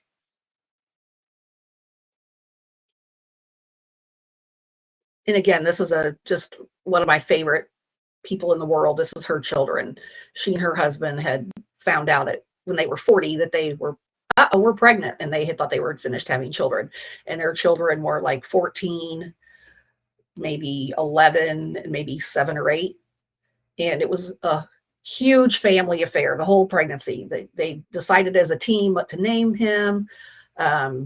They made things together for him. The kids wanted to be there when the baby was born, and so they went to some sibling labor room with their mom, and they were so excited, and they are off to the hospital because she's in labor, and then something went very wrong at the end, and they had to rush her out for a C-section, and the baby didn't make it. And there was no, like she said one time, like there was no possible way that my children were not going to see Clayton. Like that was not an option. And when they had his funeral, they all wanted to put something in the casket for him that was something of theirs, so that he could be buried with something of theirs. So like the older boy was really into swimming, so he put one of his swimming suits in there. I don't remember what the other two kids put in there, but again, like you can just see look at the sweet look on those children's faces. Like they were traumatized that their baby brother that they were so excited for died, but they were not traumatized by seeing their baby brother. And I just love that quote up there at the top. The creativity and sensitivity of children can add a richness to rituals. I think children are often underestimated. So the last thing that I'm going to talk about is memory making with grandparents. Grandparents always have a special place in my heart when they call, when they come to our events. I'm getting teary-eyed just even talking about it, because it's such a double-edged sword for them. When a child loses a baby, when your child loses a baby, trauma that you can't fix. You can't kiss it away. You can't do anything to make them feel better. And you feel so helpless because you can't fix this for them. That you're missing your grandchild that died. And so, like I said, I just always have a special place in my heart for anybody that loses a baby. But grandparents they're always just so tender, and they'll say things like, I've lived my life and I wish that I would have died and not my grandchild, and things like that. And so involving them at the time of the loss can be beneficial for the entire family. It can help them understand more what the parents are going through. And it can help them see the baby as a very real missing family member if they've got to see the baby and hold the baby and participate in some memory making and things like that. And I'm just going to use I don't often talk about myself in my situation, but I'm going to use myself as an example in this situation, because it really just shows the difference between a grandparent that is involved and a grandparent that's not. So I already mentioned that I had 4 miscarriages many years ago. The first one was in 1985 and the last one was in 1993. And the farthest one, the latest miscarriage was about 13 weeks. And, I had D&Cs. I didn't have any mementos. I had I had nothing. Then fast forward to 2007, and my little sister, who's 10 years younger than me, she lost a baby at around 15 weeks. So 2 weeks later than my latest miscarriage. The situation was totally different. For some reason, her doctor did not want to do a D&C. He wanted to induce her, and he wanted her to deliver the baby. So she did. She delivered the baby. She found out the baby was a little boy. They named him. My mom was up at the hospital with her. My mom got to see him and hold him in her hand in a little blanket. They got some pictures of him. They got handprints and footprints. They had a little funeral for him. And of course I went and I did everything that I could possibly do to help my sister. And the day of the funeral, I spent the night with my mom that night. My sister, my mom, and I went to some, I don't know, it was like a Pampered Chef party or something. And we were leaving, and my mom was talking to somebody that she knew that she had not seen for a while. And she was saying, yeah, it's been a really hard time. Teresa was pregnant with her 4th baby, and she lost the baby. And she said, and this wasn't just a miscarriage, like this was a real baby. And I was like I remember just sucking in air, this wasn't just a miscarriage. This was a real baby. And my mom had not been super supportive of me when he was kind of those, you'll get pregnant again. At least you have Brandon, who was my son, who was 2 at the time. And it just was like a stab in my heart. But the difference was the baby that my sister had was 2 weeks farther along than a baby that I had. But my mom had been there. She had seen him. She had held him. She'd gone to his funeral. So that was a completely different than it was for me. So again, it helps them see the baby as more real. And they may be less judgmental if parents choose to honor their baby. Grandparents create mementos. Of course, always ask the family's permission. Get the parents' permission. Is it okay if I give your mom and dad some handprints and footprints? If so, give them the same handprints and footprints you would give the parents. Their photo taken with the baby, if it's okay with the mom and dad.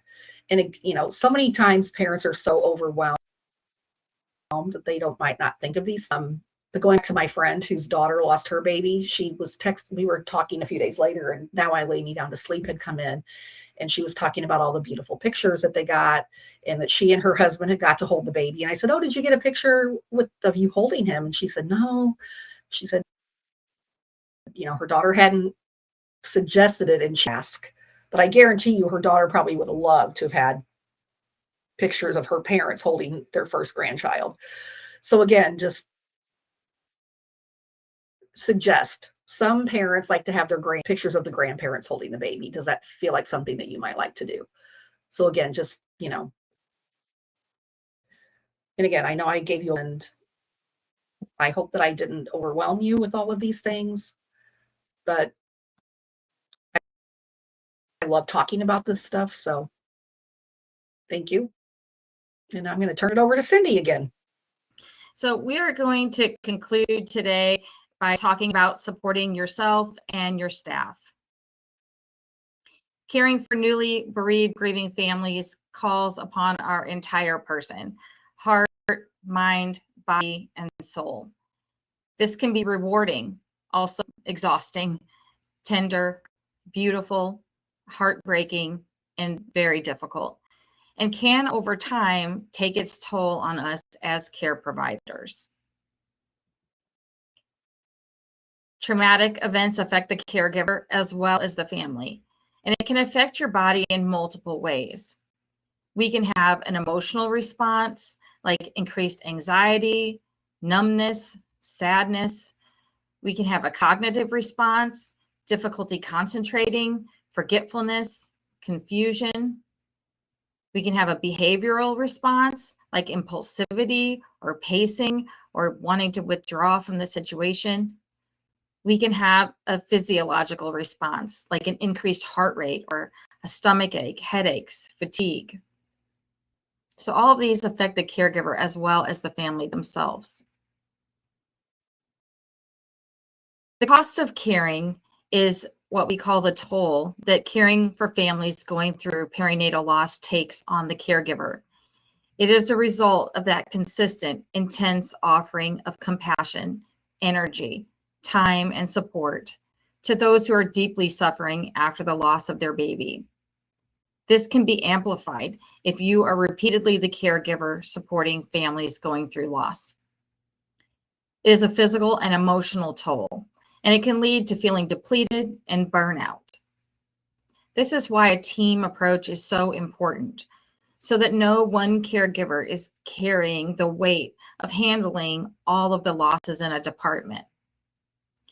It can also be very difficult to leave these stories at work because we are personally affected when we are going through this loss with the family, and these stories become a part of us.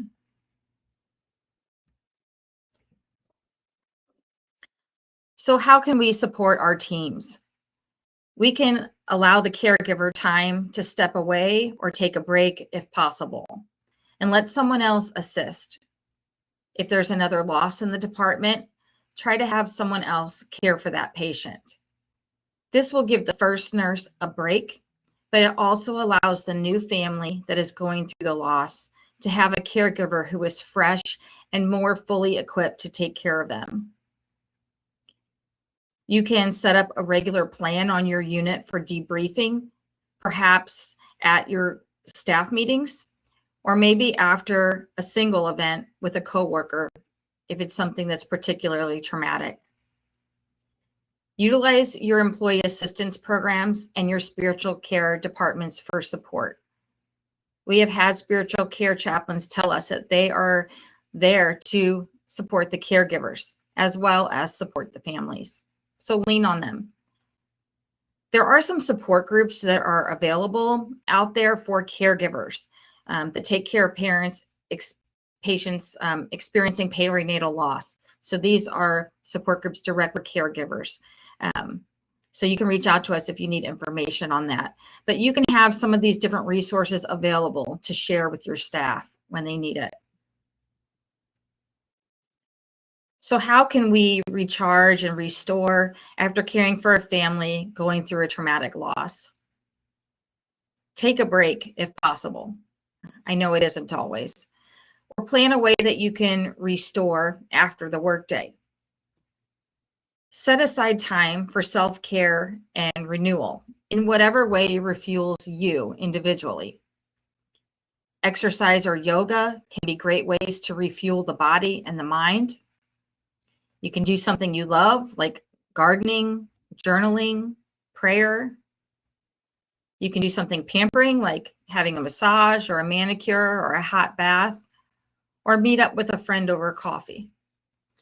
Find whatever really helps you to reset and restore and take care of yourself. It's important. Remember that we need to restore and care for ourselves in order to be able to give again later. Remember that you are a renewable but not an inexhaustible resource. Give yourself permission to seek support, help, and resources for your own needs. Know what coping strategies work for you and use them. Lean on your team for support. We don't have to go through this alone. If you take care of yourself and your team members going through loss, you will be healthier as a team, and you'll be better able to face the challenges that you encounter. Growing your program and the care you're providing to families begins with caring for yourself and for your team.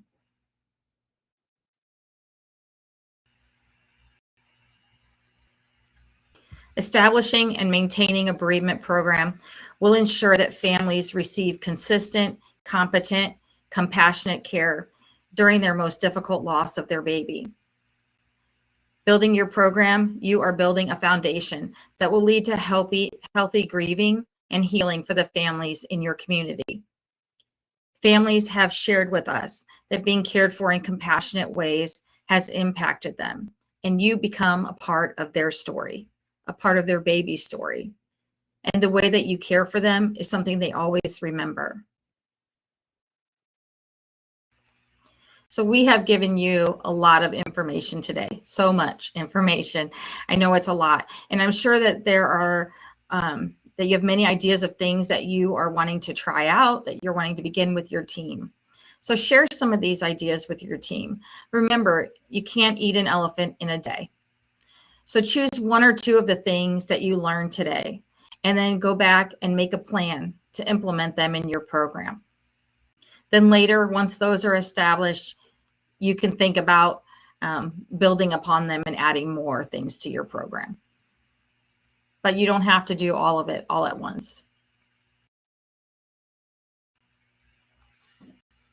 We really appreciate time that you all have taken to be here today. And we know that you are providing such good, compassionate care for your families and that you really care. We are happy to answer any questions that you may have. We will answer some of those now. Also, you are welcome to email Rose or myself at any time, or to call the share office, and we are happy to help. If you would like a sample of our bereavement materials or brochures on various topics, you can email us and we can send you those. Everything that we have is available in English and Spanish. We are really looking forward to learning more about your programs and the things you're doing. I've seen lots of great things in the chat. So really some exciting discussion. Remember that if you have paid for contact hours, there's going to be a link to fill out that shows that you have participated in the entire program today. But then you will also receive an evaluation, and you must fill out the evaluation and send it back to us in order for us to award you the contact hours. So I wanted to dedicate a few minutes to Q&A, and this is flexible too. Like if we find that the Q&A is taking up more time, we can cut down on the discussion time. So just a reminder to everyone, if you could go off mute. I've allowed everyone to go off of, to unmute themselves. And so if you want to, or whenever you're called upon, if you just want to unmute yourself, you should be able to do that. Okay, so I do have a list of questions that everyone has been commenting on the chat, but feel free to raise your hand if you would like to kick it off with any question that you'd like to ask Cindy and Rose based off the material that we've talked about. So you can comment in the chat or you can raise your hand. Okay, while we're waiting for some to come in, I'm going to start off with some questions that I wrote down. Okay, one of them was how do you get involved, or how do you involve other departments when they really won't come to the table after being invited? I know that was mentioned. It's a lot more beneficial if you have a cross department collaboration and buy-in in this.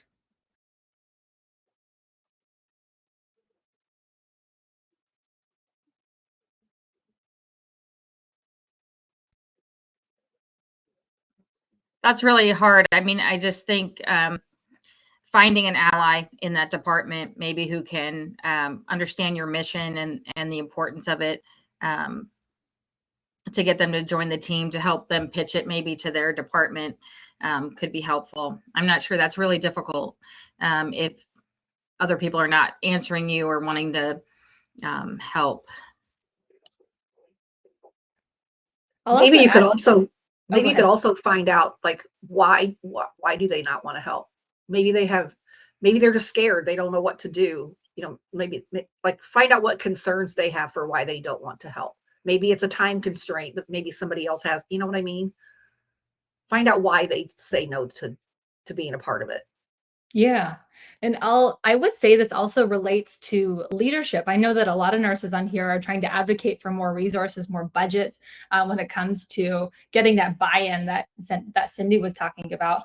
And Forget Me Not, we focus heavily on research and data. I know every one of you have been inundated with one of our surveys, but we use that data to compile and give back to you guys to help advocate for that. We just launched a 2026 State of Bereavement Care, and we have 200 responses that we're going to be sharing with everyone over email over the next couple weeks.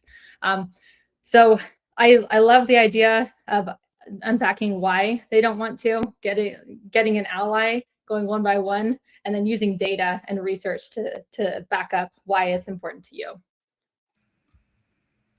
And if you have if you guys have any questions or you want to speak, feel free to just press the raise hand icon, and we can give you guys the spotlight, or I can share your question too.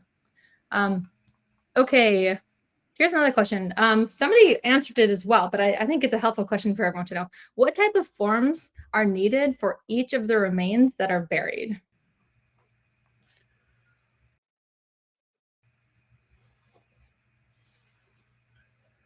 So often your facility will need a specific disposition form.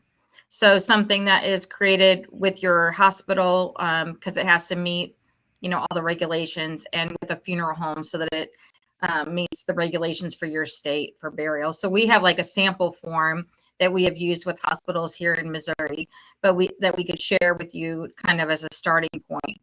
But it would be a hospital form that allows for release of the baby to the funeral home. Okay, got it. I had a question come in. It looks like it's Chape 87. You said that you have a question. Yeah, go ahead. So I've had an experience, and I don't know how exactly to better it. So we had a infant loss where mom wanted baby, but dad did not. But mom was trying to appease dad. Any recommendations on that bonding? You mean the mom wanted to spend time with the baby, but the dad didn't? Correct. And then so that they would the mom would send the baby away because dad was there, but mom truly wanted baby there. Any recommendations on like how to communicate better in that situation? It was a tough one because I know what she wanted and what he wanted, and she was trying to appease him during the time frame. Wow, that's a tough one.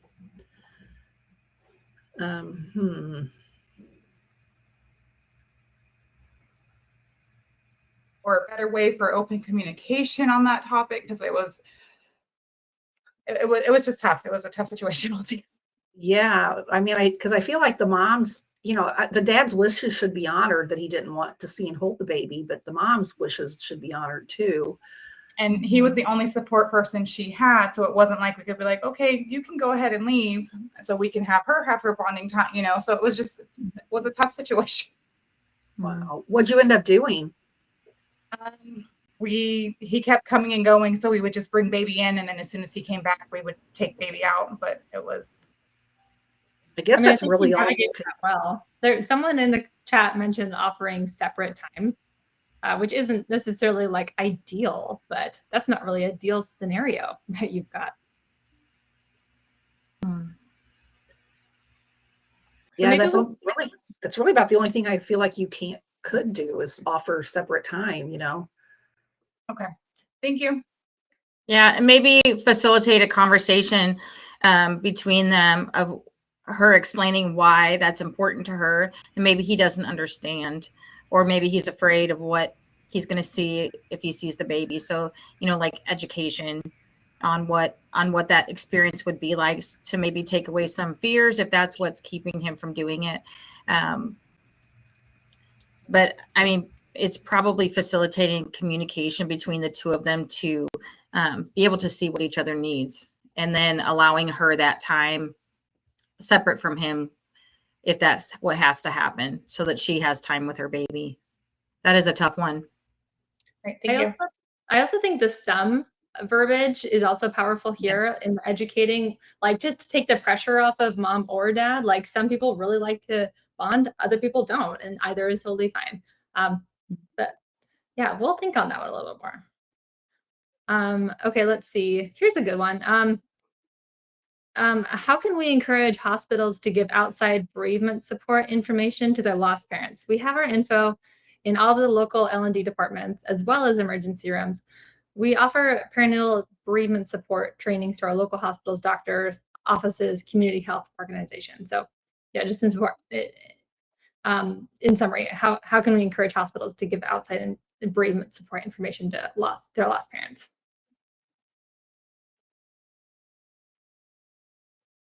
You mean like to go into the hospital that doesn't have your program and have them give out your materials? Is that what that means? Am I saying this correctly, Emily? This was your question. I want to make sure I'm asking this correct. If you wanted to come off mute or chat again. Let's see. Well, let's just start off with like, how can we encourage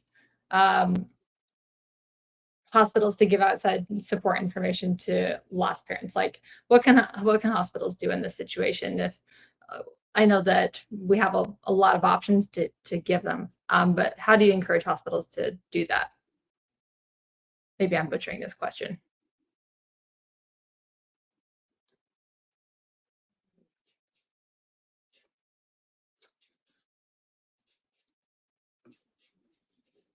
Again, maybe find out, is there a reason why they don't want this information given out to their patients? Okay. I don't know what that reason would be, but I know I've never worked in a hospital, but you know, I do know that they can be very territorial. You know, we've traveled around a lot before the pandemic doing share trainings, and we would find someone to host them for free. Like they didn't have to pay us anything. And then this was part of a grant, and we encountered cities that had more than one hospital system. And even though we wanted to do our training for the community, but we heard several times that since it was hosted at this hospital, this other hospital wouldn't let their people attend. So, you know, I don't know if it'd be something like that with giving out another program's materials at your hospital. But again, maybe get to the bottom of like, why wouldn't you want your patients that have a loss to have this information? And find out what their reasoning is. Okay. Let's move on to another question here. Any advice on verbiage? Oh, sorry. Let me copy this so it doesn't keep jumping down to the bottom.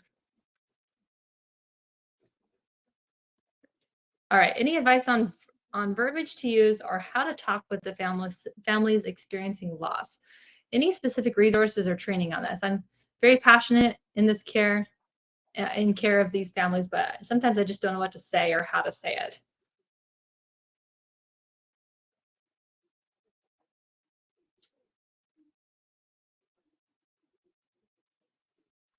We have a good training webinar for this that's called Power Up, we do quarterly, and it gives practical tools for caring for the family at bedside, including things to say, things not to say, providing family-centered care, things that are specifically that help dads or couples grief or grandparents. So that is something that I could send you some information on. And we have another sheet that has like tips for the caregiver with things to say, not to say, those kind of things that I can share. So I can put my email in the chat again, and then you can reach out if there's resources that you need in particular. We're happy to help. I think just the basic about it is just listening and realizing that there is no perfect thing to say. There's nothing that you're going to say that's going to make them like, oh, it's okay, I feel better now. Like, that's not going to happen. And I feel like that's where sometimes people get hung up, because they want to say the perfect thing that's going to make somebody feel better, and there isn't anything. So it's almost more important what not to say. Like, you don't want to say things like, you're young, you can have another baby, or at least you already have children, or at least the loss happened early in the pregnancy.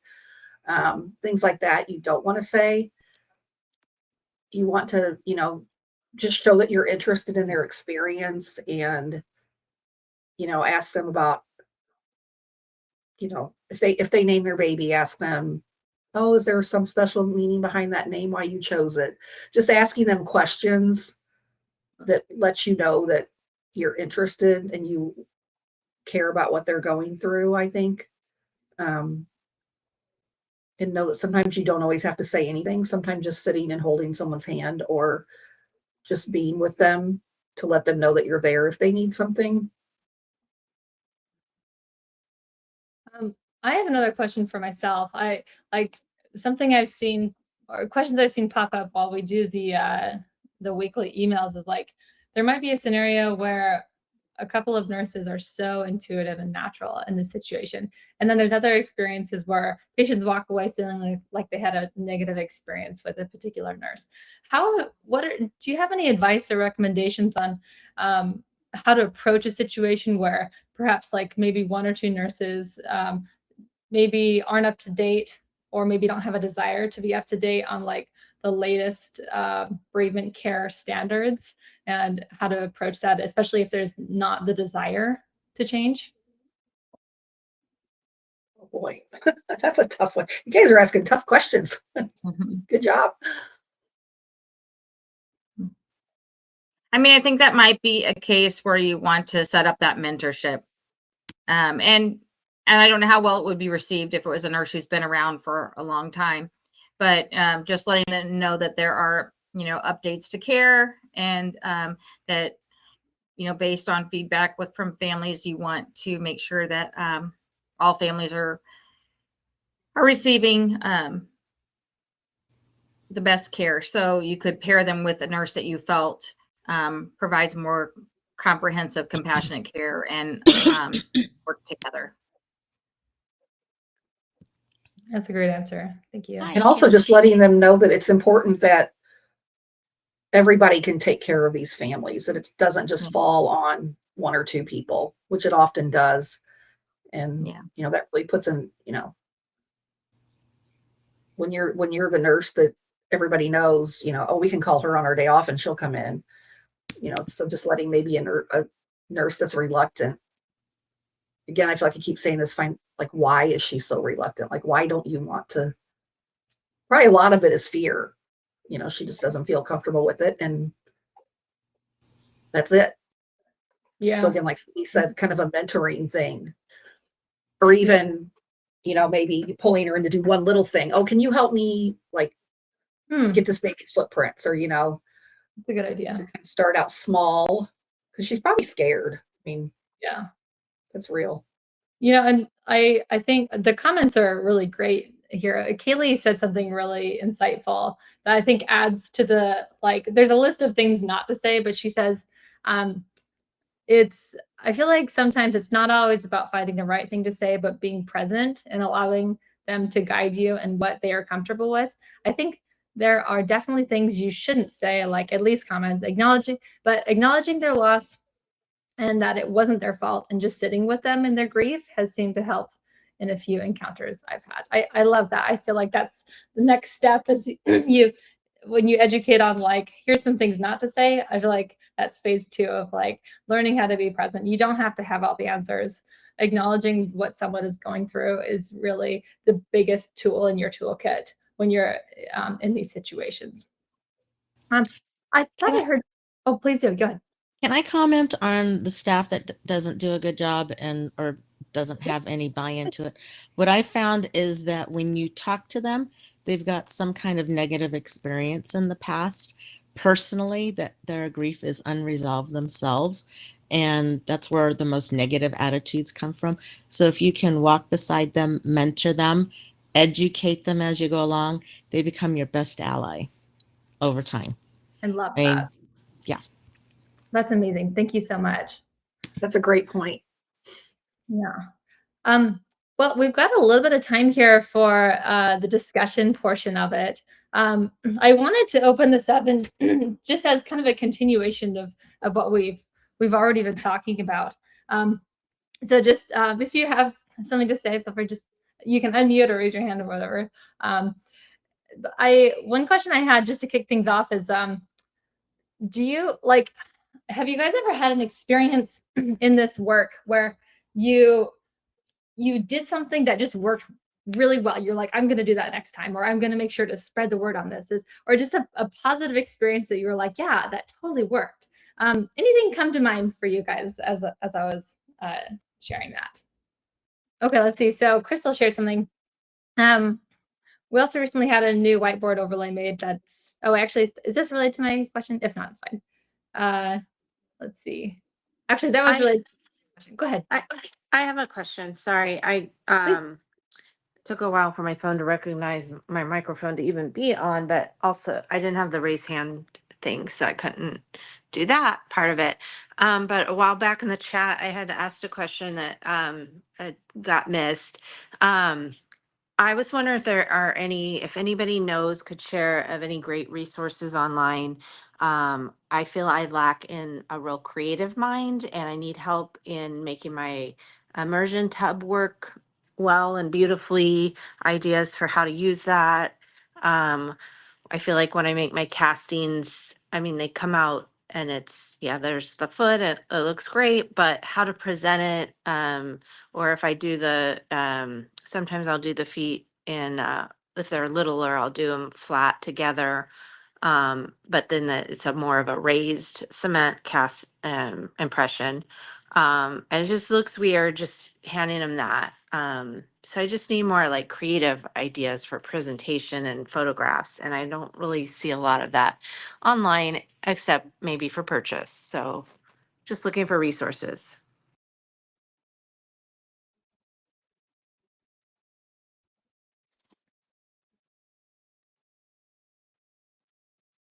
Yeah, Cindy or Rose, did you guys have to chat?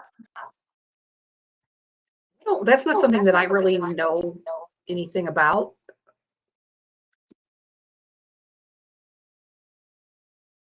Well, it sounds like that might be something we need to do a deep dive on with Forgive Me Not. So I'll add that to my list. We've got more to learn.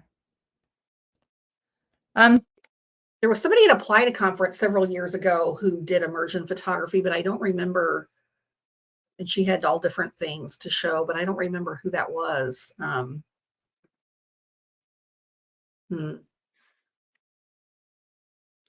Gotcha. Okay. Again, that's something I don't really know anything about.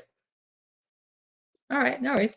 Well, we've got time for about maybe 1 or 2 more questions here, just to open it up for discussion if anyone has any thoughts.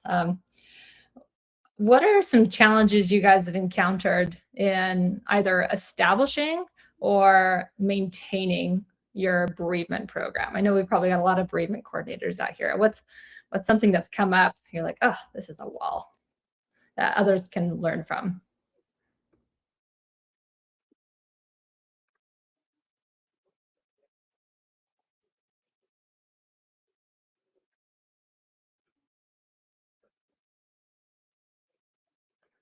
right, keep an eye out in the chat here, but also okay if we want to stick to more Q&A, that's totally fine.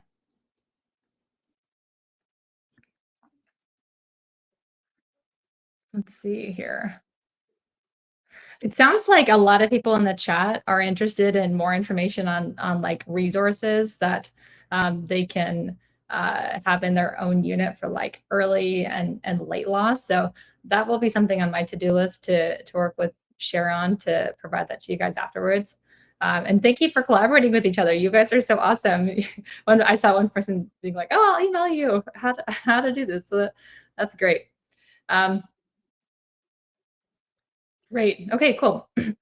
Well, any other questions that you guys wanted to cover for Cindy and Rose before we wrap up? We've got just a few minutes here. And if I missed any, like Kim said, I'm sorry. This chat goes fast. And anything, So did you see the person who just asked the question about immersion photography? Did you see somebody put in the chat window a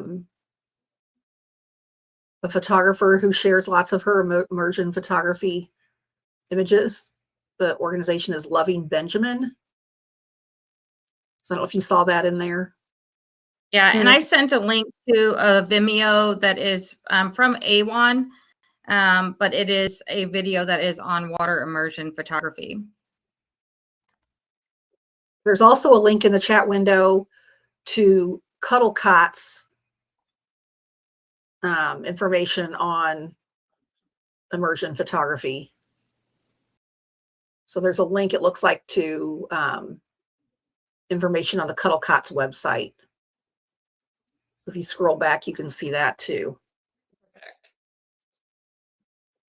Okay. Great. Let's see here. Oh, you know what? There was a couple questions. I think some of them were answered on which states Share is involved in, or which chapters are in each state. I know you guys have several. Do you guys want to talk a little bit more about that, about where you're located and where they can use you for support? We have chapters. Oh no, I lost my chat. And they're all around the country here. We have around 63 chapters, I think,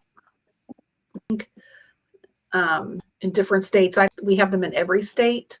But if you get on our website, you can click on, well, like hover your button over support for families, and then that'll take you to a page where it says find support in your state. And then you can look at each state. And we also have other support groups that aren't Share listed on those pages. So if you're, even if you want to just check out what's available in your own state. I put a link to that in the chat. Okay. Thanks, Cindy. Great. Okay, well, let's, if you guys have any other questions, feel free to email me and we can do some deep dives on those in the future. But I just wanted to wrap with, if anyone, I know a lot of you guys have already purchased the contact hours. I'm going to be sending anyone who's already purchased them. I've got a list of things here, just like bonus giveaways that we're going to be giving away for free for anyone who's already purchased them. And if you still want to purchase them, you totally can. If you stay till the end, you can purchase them within the next couple days. So we've got a recording of the previous bereavement training event that we had back in October with Share. We also have a spreadsheet template to be able to track nurses who have already been assigned to losses, that so that you don't get redundancies and repeats and burnout. We also have a print off that you can that has a QR code to scan to give to visitors. It's just a quick presentation it's like a sensitivity presentation to help them when they're visiting someone who's had a loss. We also have a team debriefing template. So we'll send that to you guys if you purchase the contract hours. Just nice little bonus. This is a way that helps support us be able to provide this free content for everyone. So you can access that by going to event.fmncorp.com. You can also, I've sent out a couple of emails about it to us, but there's a little link that says purchase here. You can do that there. Now, for those who have already purchased contact hours, If you have not yet purchased, but you want to, or you're thinking about it, just go ahead and fill this out. Anyways, it's just marking your attendance. And so if you go to event-survey.fmncorp.com, and I'll put this in the chat too. Oh, the cost is $35. It's 2 credits. Okay. Survey.fmncorp.com.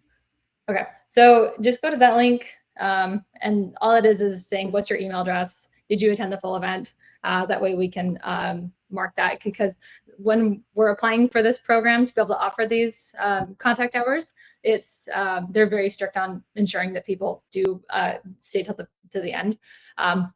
And so this is the way for us to be able to verify that. Okay, I think that is it. I will just close with just saying how grateful again I am for everyone here. I'm so grateful for Cher for putting hours and hours and hours into this presentation. It was beautiful. Thank you to everyone who participated and your comments. It's just such a beautiful community, and my heart just goes out to each of you and for the work that you're doing. It's so important and has a special place in my heart. So thank you to everyone, and have a Thank you, Trina. Thank Thanks, you, guys. Trina. See ya. Bye.